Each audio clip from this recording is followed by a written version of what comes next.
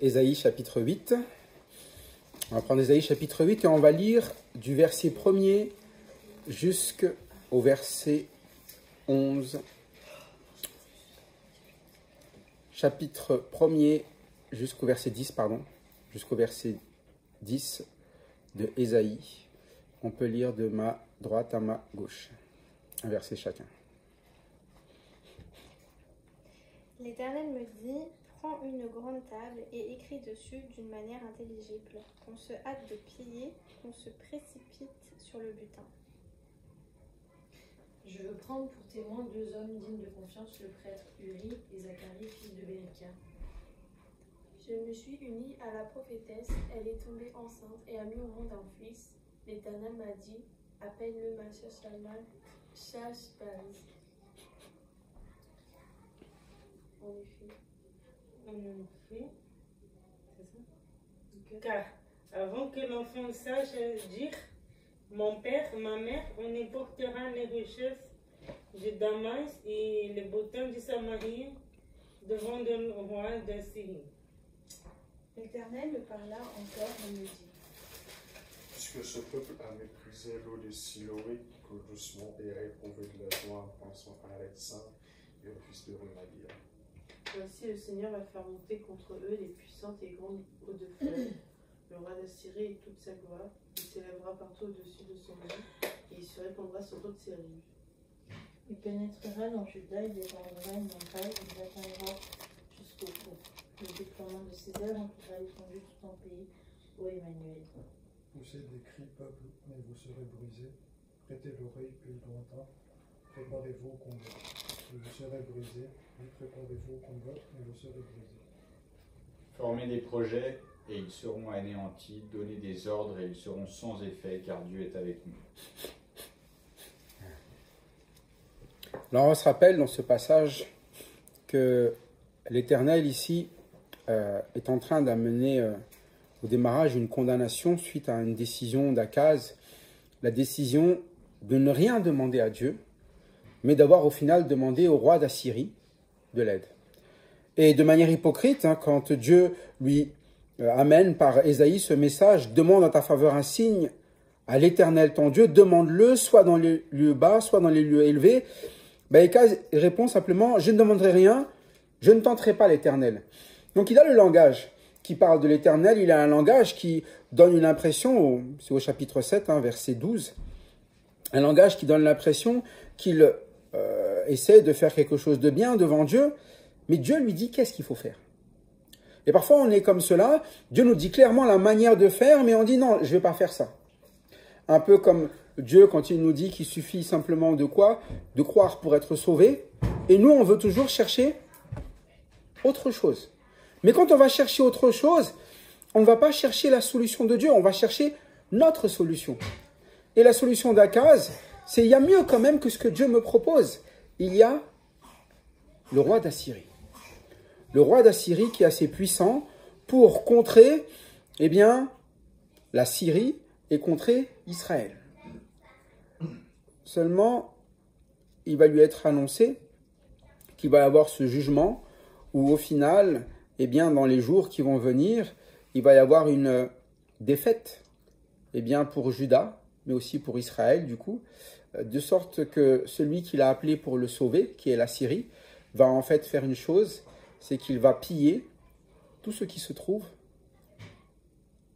en Juda, de sorte qu'il ne reste aucune terre pour Juda, qu'il ne leur reste, comme on l'a vu la dernière fois, que de la crème et du miel, c'est-à-dire du lait caillé et du miel, à voir qu'ils avaient des pâturages avant. Et de comprendre que c'est ça, lorsque nous plaçons notre confiance dans le monde, ne nous étonnons pas que là où nous avons placé notre confiance dans ce monde, c'est ce monde même qui nous dépouillera. C'est-à-dire qu'on va tout donner dans ce monde, mais on y perdra aussi les choses que Dieu voulait nous donner, tout simplement.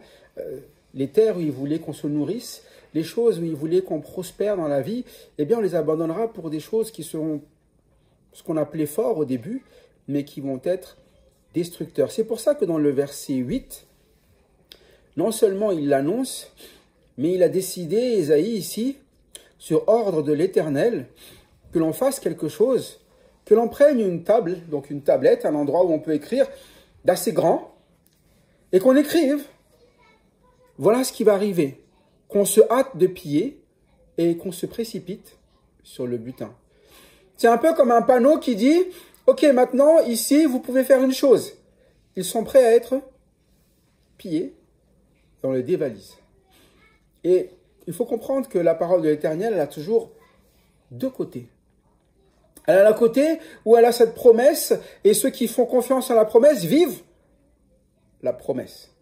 Mais de l'autre côté aussi, elle a quand même l'avertissement. Ceux qui ne se confient pas dans la promesse ont une autre promesse. Crois au Seigneur Jésus et tu seras sauvé. Mais il y a l'envers. Hein. Celui qui ne croit pas va aussi quoi? Périr. Mais parfois, il faut les deux panneaux. On ne peut pas juste dire ceux qui croient seront sauvés et sans indiquer qu'il y a une autre direction, qui est la direction qui est la perte. Hein. Qui est la direction, et c'est ce qu'il va écrire, et ils vont être pillés, et ils vont vivre quoi aussi? Ce butin qu'ils avaient, les gens vont venir et vont le retirer. C'est pour ça que dans un message, on ne peut pas avoir un message où on dit toujours aux gens, t'inquiète pas, Dieu est toujours avec toi, quoi qu'il advienne, quoi que tu fasses. C'est totalement faux. Hein. C'est pour ça qu'on ne peut pas dire aussi, Israël, c'est le peuple de Dieu, et quoi que Israël fasse, Dieu va toujours...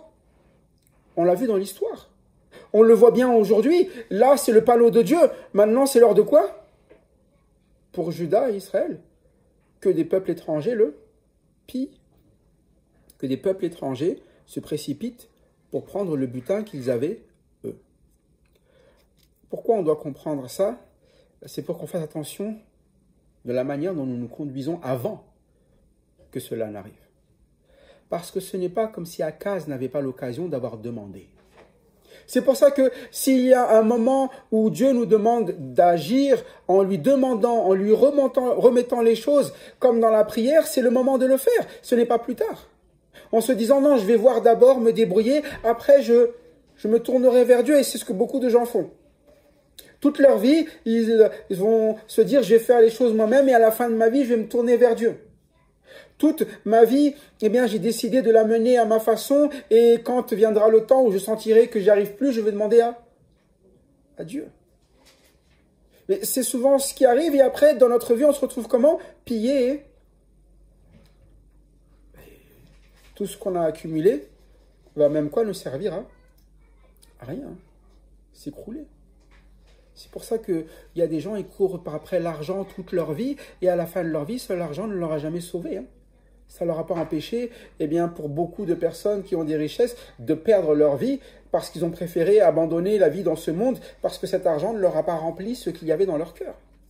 Mais quand on écoute la parole de Dieu, elle est là pour combler réellement à ce qu'il fallait. Et qu'est-ce qu'il fallait à Akaz, à la base?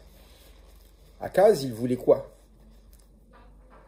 Vous vous rappelez, si vous reveniez au chapitre 7, verset 2, quel était le problème d'Akaz?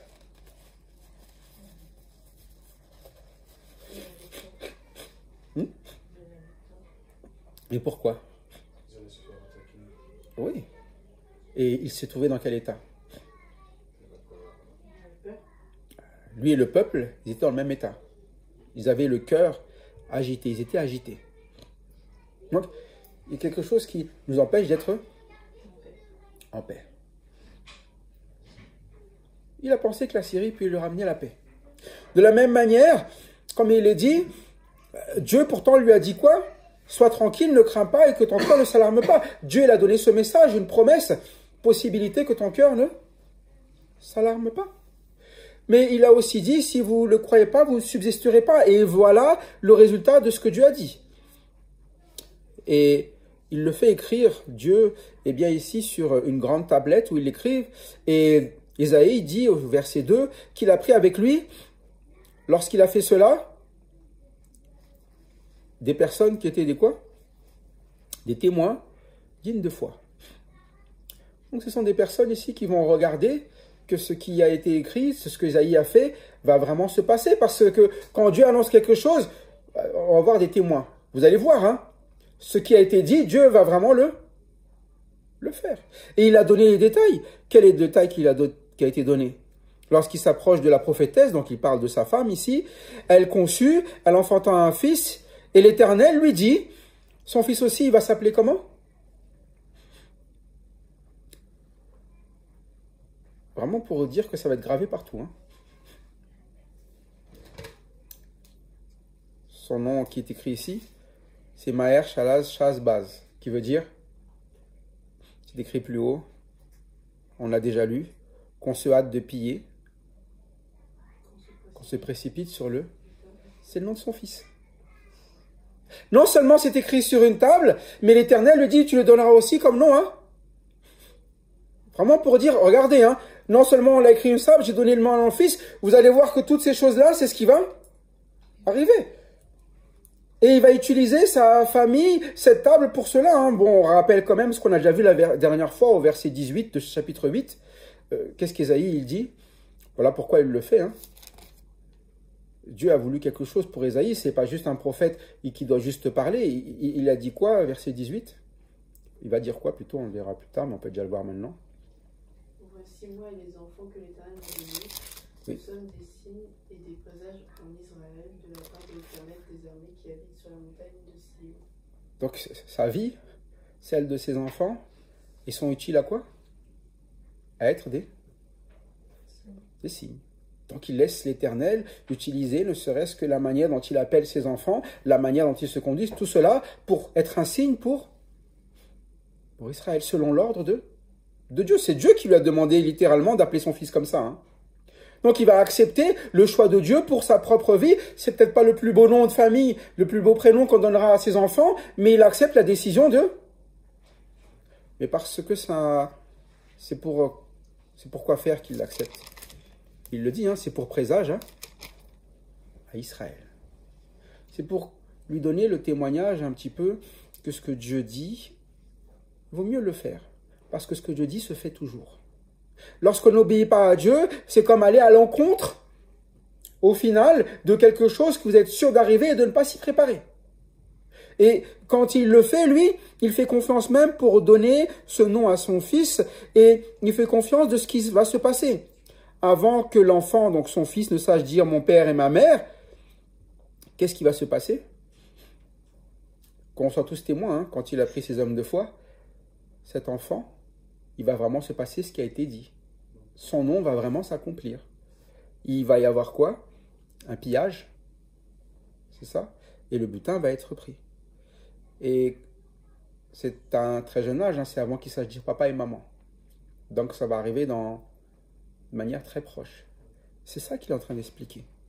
L'Éternel est en train de tout indiquer à Ésaïe pour que Ésaïe serve de témoin à Israël. L'Éternel est en train d'utiliser sa vie, en train d'utiliser sa manière de faire, tout pour cela. Et on doit penser cela en revenant à l'appel d'Isaïe où on sait que quand il va faire cela, l'Éternel lui a déjà promis que personne n'allait l'écouter. Mais il accepte la demande de l'Éternel, le travail que l'Éternel lui donne, et il l'accepte parce que c'est pour garder un témoignage pour ceux qui seront après. Et nous, souvent, lorsque nous travaillons, nous voudrions travailler pour obtenir ce qu'on appelle un résultat direct. Ici, Ésaïe ne travaille que pour des résultats de jour, ou peut-être même certains, ils ne le verront pas. Et vous le savez, hein, la plupart des textes d'Ésaïe vont servir pour les jours proches, mais surtout beaucoup pour des jours qui sont beaucoup plus lointains. C'est pour ça que lorsque nous œuvrons pour l'Éternel, n'ayons pas toujours cette idée de se dire ce que je fais, je dois le voir. Ce que je fais, je le fais parce que l'Éternel m'a demandé de le faire. Parce qu'il y a des choses qu'on ne verra pas. Il y a des choses que nous semons aujourd'hui, ça ne sera en train de pousser que dans peut-être longtemps, si le Seigneur ne revient pas avant. Mais nous, ce qu'on nous demande simplement, ce sont les actions qui nous sont sous notre responsabilité. Et sur celle d'Ésaïe, c'était juste de graver. Sous celle d'Ésaïe, c'était juste de nommer son enfant. Et il l'a accepté. Mais en l'acceptant, l'Éternel continue à lui parler à lui. L'Éternel n'est pas silencieux envers Isaïe, mais envers Akaz, il n'y a plus grand-chose à dire. Il a déjà fait le choix de ne plus écouter Dieu. Mais pour Ésaïe, il y a toujours Dieu qui lui parle. Et vous voyez, Dieu n'arrête pas de lui parler. Et lui, il n'arrête pas de faire ce que Dieu demande. Il va annoncer des choses incroyables. Quand l'Éternel lui parle, il va lui expliquer ce qui va se passer entièrement. Et il a raison. Il va comprendre des choses que Israël ne comprend pas, que Juda ne comprend pas. Qu'est-ce qu'il va comprendre? Parce que ce peuple a méprisé les eaux de Siloé qui coulent doucement et qui s'est réjoui au sujet de Restin et du fils de Rémalia. Voici, le Seigneur va faire montrer contre eux les puissantes et grandes eaux du fleuve. Ésaïe va comprendre pourquoi la situation qu'ils vont vivre ne peut pas être évitée. Et vous savez, quand on fait vraiment attention à écouter la parole de Dieu et à la vivre, il y a des choses, des situations dans le monde que nous arrivons à comprendre, mais que le monde ne comprend pas toujours. Pourquoi Dieu agit ainsi? C'est vrai, hein? La plupart des gens ne comprennent pas, et ils se posent toujours la même question, pourquoi Dieu laisse quoi? Le mal. Ça, c'est une question.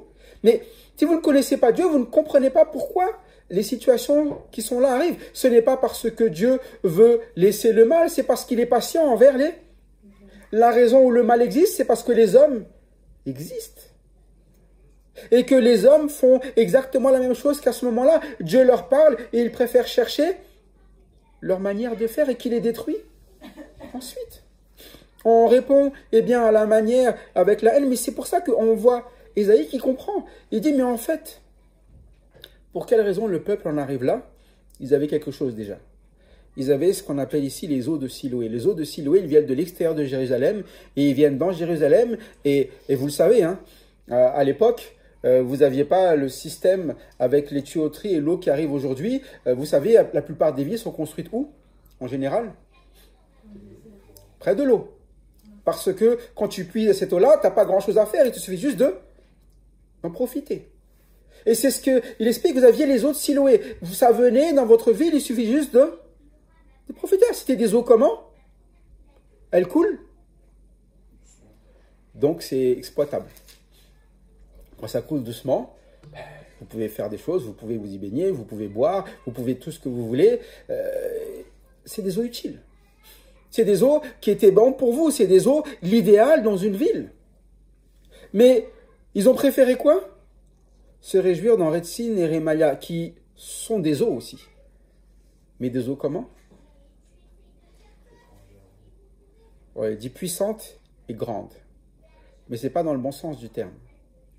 C'est-à-dire que si vous avez ce type d'eau qui débarque, ça fait un peu comme un barrage qui se rompt. C'est de l'eau, mais l'effet n'est pas le même. Quand ça va rentrer dans la ville, ça va juste détruire la ville. Mais c'est ça quand Dieu nous dit les choses. Peut-être on regarde, oh ce sont des petites eaux, c'est les eaux de Siloé, c'est pas grand-chose. On préfère nous des grandes eaux. Et parfois c'est ça quand Dieu parle, on regarde comme si c'était peu de choses. Oh mais c'est juste en croyant une parole, juste en se disant que Dieu fait l'œuvre à ma place, à la croix, mais c'est une petite chose. Et on veut des grandes choses incroyables.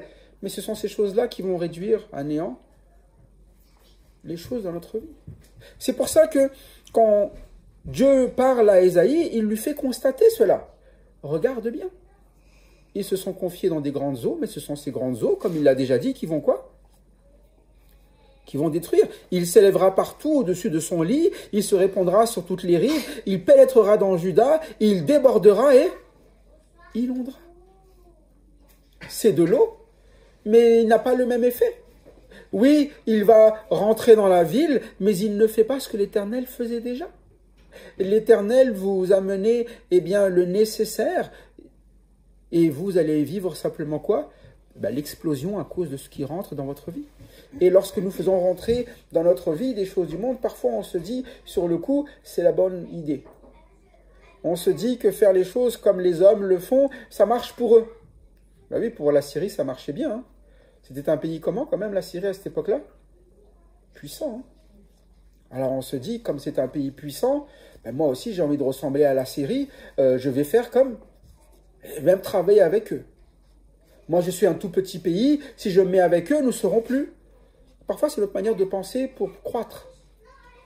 Mais pourtant Dieu avait déjà donné ce qu'il fallait, il avait donné cette eau-là. Il avait donné de quoi se confier pour Jérusalem, pour pouvoir croître dans la ville. Et c'est ça Eh bien, pour nous qui sommes des enfants de Dieu, nous qui sommes chrétiens, nous avons tout ce qu'il faut pour croître. Nous avons ces eaux qui sont là pour nous abreuver, qui sont des eaux calmes, qui rentrent dans notre vie, qui sont là en train de changer chaque chose dans notre vie lorsque nous nous abreuvons à elles, lorsque nous le prenons, et parfois nous cherchons d'autres choses.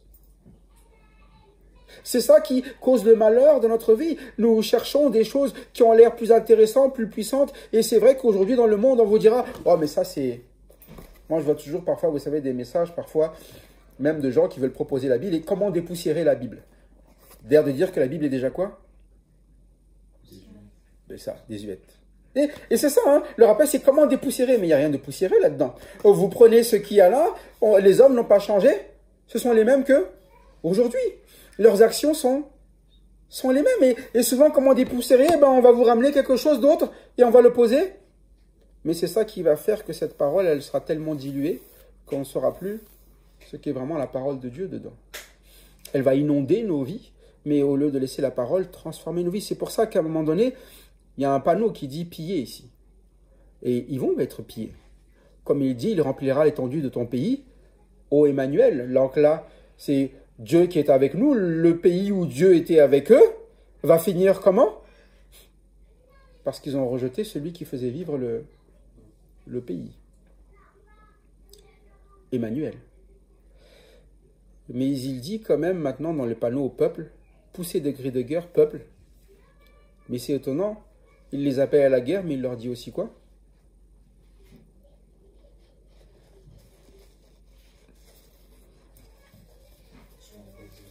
Ils seront quand même brisés. Parce que la Syrie est un pays puissant. Et il va venir à la guerre, il va ravager tout, mais la Syrie c'est quoi aujourd'hui? Il existe encore? C'est partagé en plein de... Et c'est ça, c'est que ces pays que vous pensiez si puissants, un jour ou l'autre, ils finissent toujours par se briser. Hein. C'est pour ça qu'à un moment donné, il dit, poussez des grilles de guerre, peuple, et vous serez brisés. Prêtez l'oreille, vous tous qui habitez au loin, préparez-vous au combat et vous serez... Deux choses, Dieu les amène effectivement à combattre Israël, mais il a aussi leur vie qui va les amener à la perte à eux aussi. Le problème, c'est que lorsqu'Israël fait le choix, Juda fait le choix de se confier en la Syrie plutôt, il va partager aussi cette façon de vivre, d'être brisé, former des projets, et ils seront quoi, il est dit? Anéantis. Il faut regarder la fin des choses. Souvent, quand on regarde la parole de Dieu, on regarde le début, ils ont des beaux projets. Ah, ils sont en train de mener des grandes guerres. Ah, ça a l'air incroyable. Mais il y a la fin. Tout ce qui ne vient pas de la parole de Dieu a quelque chose à la fin. Hein. Qu'est-ce qui subsistera toujours? Nous dit la Bible. La parole. Hein. Mais tout le reste, à un moment donné, ça sera anéanti. C'est pour ça que ça a toujours été vrai. Lorsque l'on se confie en Dieu, on n'est pas anéanti parce qu'on se confie dans sa parole.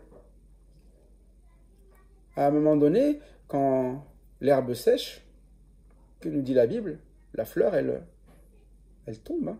Mais ce qui ne périra jamais, c'est la parole de Dieu. C'est pour ça qu'à un moment donné, les projets, ce sont des paroles des hommes. Ils seront anéantis. Donnez vos ordres. Ça, c'est les hommes, et ils seront quoi? Sans effet. Mais avec une seule raison, une seule solution. Pourquoi est-ce que la parole, elle perdure toujours? Parce que ce sont les ordres de... Et c'est la manière dont Dieu accomplit ce qui est écrit là, non? Car Dieu est avec nous. Et Dieu est avec nous, c'est exactement le même mot qu'on a déjà vu avant. Qui est quoi? Emmanuel. Que l'on a déjà vu avant, le fils qui va naître, qui est né d'une vierge, on lui donnera le nom. Ça veut dire que la seule solution a toujours été quoi?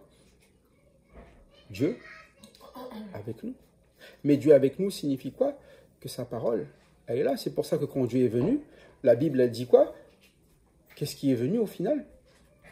La parole s'est faite chair. C'est pour ça que doit avoir cette confiance dans la parole. C'est la parole. Lorsqu'elle est là, lorsqu'elle est vivante, c'est Dieu qui est avec nous. Lorsque Dieu vient sur terre, c'est la parole qui se fait chair.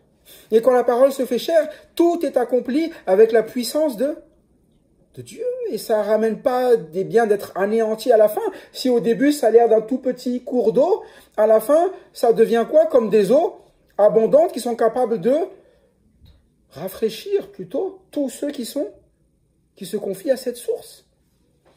Mais pourtant, au début, ça a l'air de petites eaux. Mais les grandes eaux du monde, c'est ce qui a l'air, d'incroyable au début, mais ça se détruit à un moment donné. C'est pour ça que, ici, dans ce passage, on a à la fois, quelque chose de présent, quelque chose qui va être détruit bientôt, parce que Dieu l'a indiqué ainsi. Mais il rappelle que c'est parce que Dieu n'est pas avec eux. Parce que Akaz a fait un choix, il a mis de côté le signe que Dieu lui a demandé d'avoir, sur la demande de Dieu. Mais on voit que pour nous aussi, ça veut dire que s'il nous arrive quelque chose qui n'est pas bon, c'est parce que nous devons apprendre à nous confier là où Dieu nous a demandé de nous confier. Et Dieu ne manque pas de nous le dire. Il ne manque pas de le répéter. Et pour le peuple d'Israël, combien de fois Dieu s'est répété? Sans l'Éternel, qu'est-ce que ce peuple peut faire? À chaque fois qu'ils ont abandonné l'Éternel, ils ont quoi? Souffert. Et à chaque fois, l'Éternel a dû les châtier pour qu'ils reviennent. Mais c'est ça le souci que nous avons aussi. Il faut toujours que Dieu nous amène à être brisés pour pouvoir revenir. Mais Dieu voulait juste une chose, que l'on écoute sa parole, non pas qu'on forme les projets selon le monde, mais d'avoir Dieu avec nous. Et quand Dieu est avec nous, qu'est-ce qu'il fait depuis le début avec Isaïe? Il lui parle. Il ne fait que lui dire de faire ce qu'il a à faire, d'accepter que sa vie soit un signe pour les autres, d'être un témoin. Et devinez quoi? Quand le Seigneur a envoyé les apôtres, il leur a donné sa parole pour qu'ils fassent quoi de sa parole? Pour qu'ils les enseignent et qu'ils soient eux-mêmes des quoi? En vivant cette parole? Des témoins. Ce n'est pas différent ce que Dieu nous demande aujourd'hui. C'est pour ça que, confions-nous quoi? Dans les eaux de Siloé, confions-nous dans la parole de notre Seigneur qui nous amène tout simplement à être des témoins là où nous sommes. Comme Ésaïe, écoutons chaque chose qu'il nous demande et mettons-les en pratique, même les choses où on se dit « Mais pourquoi je devrais faire cela? Pourquoi je devrais appeler mon enfant comme ça? Pourquoi je devrais travailler pour des personnes qui n'écouteront jamais ?» Mais l'obéissance à Dieu est toujours une source de quoi? De salut. Et ceux qui désobéissent à Dieu finissent toujours comment? Dans la détresse. Voilà pourquoi soyons un peuple qui puisse dire réellement, oui, Dieu est avec moi. Pas parce que je le dis et pas parce que je porte un nom qui a l'air de le dire, parce que Jérusalem, c'est un très beau nom. Mais il n'empêche que Jérusalem va être une ville où Dieu ne sera plus présent à cause de l'action de Jérusalem. Que nous soyons des enfants de Dieu obéissants et montrons toujours dans notre vie le témoignage d'un Dieu agissant par sa parole en nous et qui soit glorifié par cela. À Dieu la gloire en Jésus-Christ. Amen.